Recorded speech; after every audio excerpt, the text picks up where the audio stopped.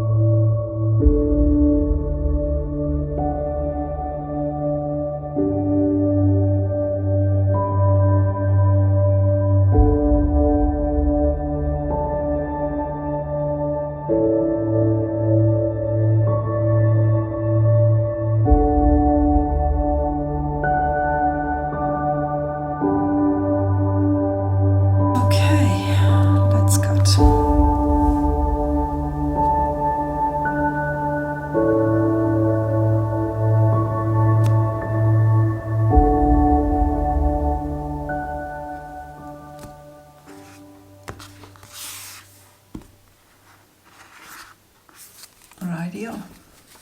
Incoming energy for December, King of Cups, the High Priestess. We've got a very intuitive energy with these two, a very sensitive energy, loads of feelings and empathy and healing as well. But with the High Priestess there, it's kind of like an invitation to trust our inner self, trust our inner guidance. I mean, the High Priestess in readings doesn't often tell you much. She is a very silent oracle in the deck of cards, in the sense that her stillness and her silence, you know, she doesn't tell you a specific action to do. She more or less reflects like a mirror back to you and says, look within, trust yourself. And then we've got the Emperor. Wow. So with the Emperor, so we've got these two majors here. Now, really interesting. The King of Cups and the Emperor are both ruling cards. You know, they're both the cards of a ruler. King, Emperor, right? Someone who is definitely in charge. And so I feel like there's a bit of a symmetry here. And what's coming through to me is that the cards are saying, you know, look to your inner wisdom to lead yourself, to be your own guide, to be, when I say lead yourself, it's kind of like be your own leader. Don't rely on anyone else to show you the way. That's really what's coming through to me. The other thing that I will say with these two cards here is that when it comes to Emperor and King energy, they're both very much about setting boundaries. You know, healthy boundary setting. That's something that I'm still learning about myself personally. Very, very slowly, kind of. It's kind of like with each life lesson, I'm like, oh yeah, well, I was the one who didn't clearly set out my expectations. And it's not for anyone else to guess those. It's for me to clearly state those. And that, of course, goes back to childhood, to, not being able to state what I really needed, for various reasons, which I'm not going to get into. But the great thing is that now as an adult, I can go, that's why. And I can do something about it, which is fantastic. It's like the best part about being an adult. Is that you can grow and you can learn from your lessons, and you can do things like healthy boundary setting about what you will not accept, who you will or will not accept in your life, and so on and so forth. So the king and the emperor are very much about boundary setting, but they're also about taking charge and direction into your own life, right? To me, the king and the emperor are cards of autonomy, leadership, being a guide for others, but not so much like a hermit kind of a guide, which is a very solitary figure that you meet one-on-one, but this is more like being in the public eye even with the emperor. But the central card is the high priestess. And some very interesting crystals here. I haven't worked with any of these. Each year I like to draw one card from this deck and work with that crystal.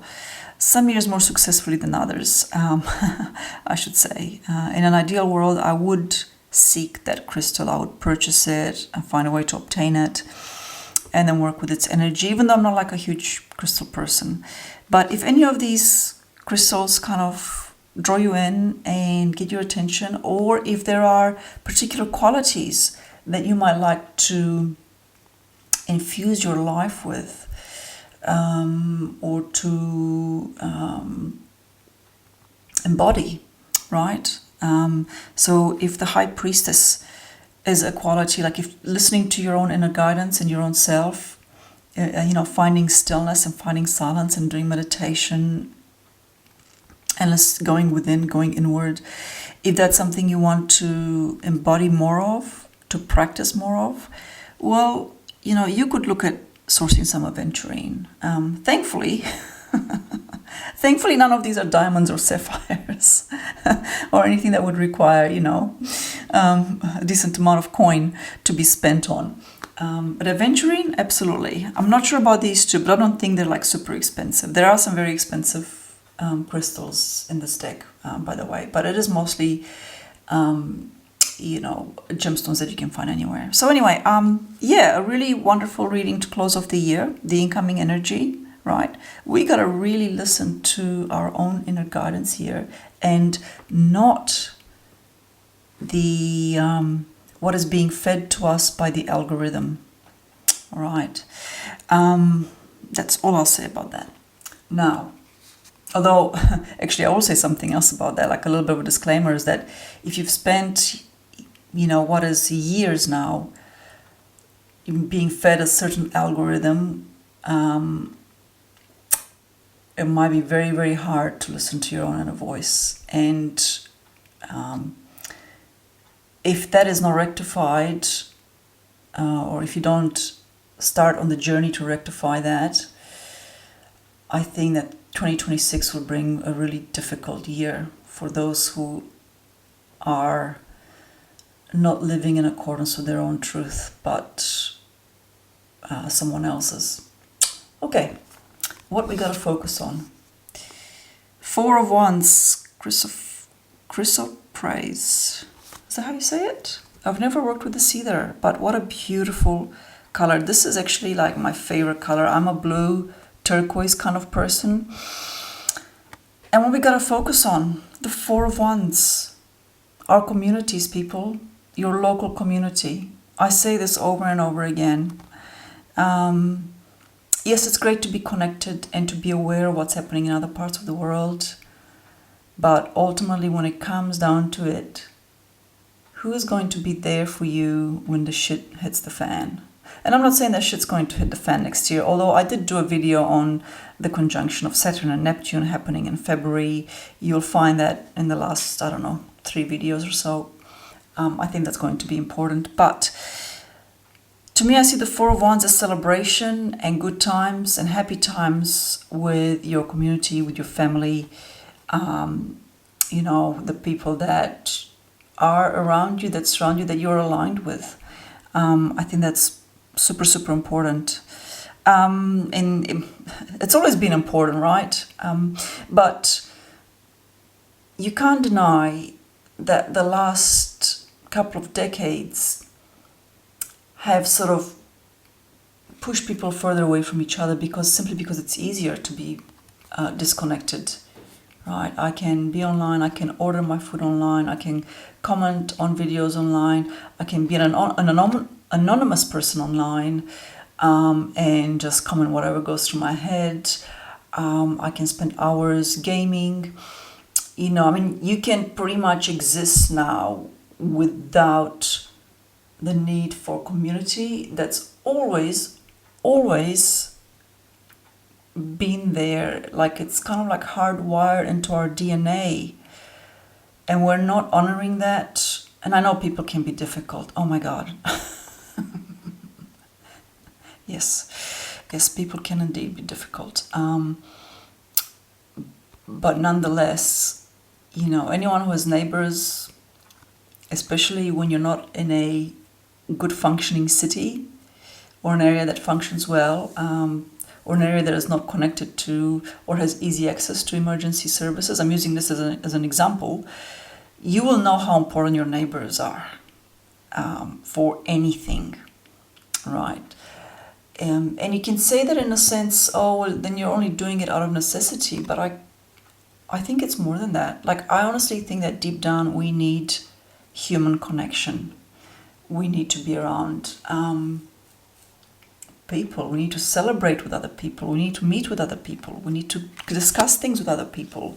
So anyway, I'm going to leave this here.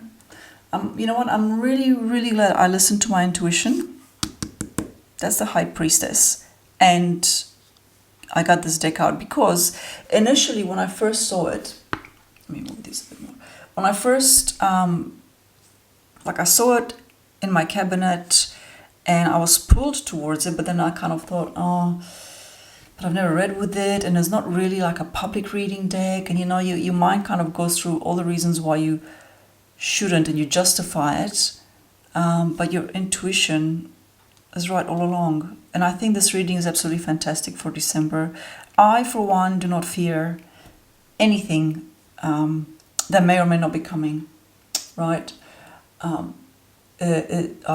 don't like to think of things in that way. I don't like to invite that energy in.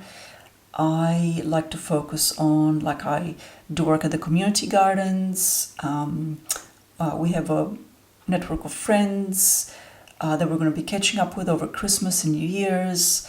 Our kids play sports. My husband does a lot of volunteering in sports groups, which are so reliant on volunteers, and I try and help out where I can, but I'm not really... I'm the tarot reader, for goodness sake. I'm not a sporty person. I'm not saying that, you only have to be one or the other, but I'm just not a sporty person. But anyhow, I guess what I'm saying in a really long-winded way is that I am excited for 2026 in so many ways. I look forward to it. I look forward to continuing to foster those relationships, as I hope you are too. And this reading is really inviting us to do that, to be our own governing individuals, while we have this intuitive knowing that we listen to. So anyhow, I hope everyone has a fantastic holiday season. For us here in Australia, it's our big holiday. The kids get 6 weeks off school. We have Christmas, and Merry Christmas to all who celebrate it. And it's a fantastic time in the summer. I'm not sure how much uploading I'll be able to do, because I'll be busy eating mangoes and lychees and all the good stuff that comes around at Christmas, and watermelons, and it's just so good here. So, but wherever you are, I certainly hope you have a good break, and I look forward to seeing you in my next video.